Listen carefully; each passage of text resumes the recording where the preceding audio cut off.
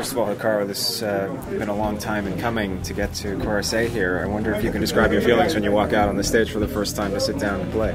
Well, I think obviously it's been a long time since I played here, but having played in 2004, I think the nerves and the pressure really aren't there this time around, because I remember in 2004 playing for the first time, I just felt really nervous, whereas today, actually, I went out and I didn't really feel nervous at all. I was just simply another tournament for me, so I don't think that affected me in any way whatsoever, although obviously it's great being back. I think it's just strange, I think, being back here 6 years later, because it was just such a long time ago, but so far so good. I'm definitely enjoying it, and it's just going well.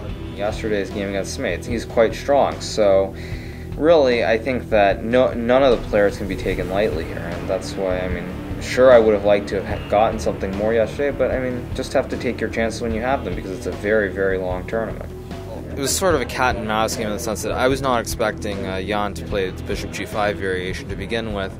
I don't think he's ever played it before, but fortunately I had looked at a little something before the game, so I had an idea of what to play. And then he played this F5 line, which I'm not familiar with at all. Maybe it's novelty, maybe it's not, but it definitely wasn't something I was aware of. And then I played E5, which was probably wrong. I think that knight E5 made a little bit more sense, and maybe I had something there, but it was after I played E5, I was just a little bit worse for the rest of the game.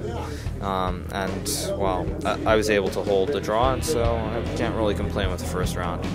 Loek van Wely is never one to shy away from a principled fight. Well, I had actually prepared this variation for the game, so it was a pleasant surprise when he went right into it, and it didn't hurt either that he used a lot of time, which also helped. I know that I looked at this line before the game with this whole A through B4 knight D5, but during the game I actually forgot my analysis, so I'm just trusting that I played it correctly. But I think having played so many openings, that I just love reaching positions where we're both out of book. I mean, today that didn't happen, but if we reach a position where we're both simply playing on our own, I'm quite comfortable in that situation. I think that's one of my best attributes, because I don't mind playing any position.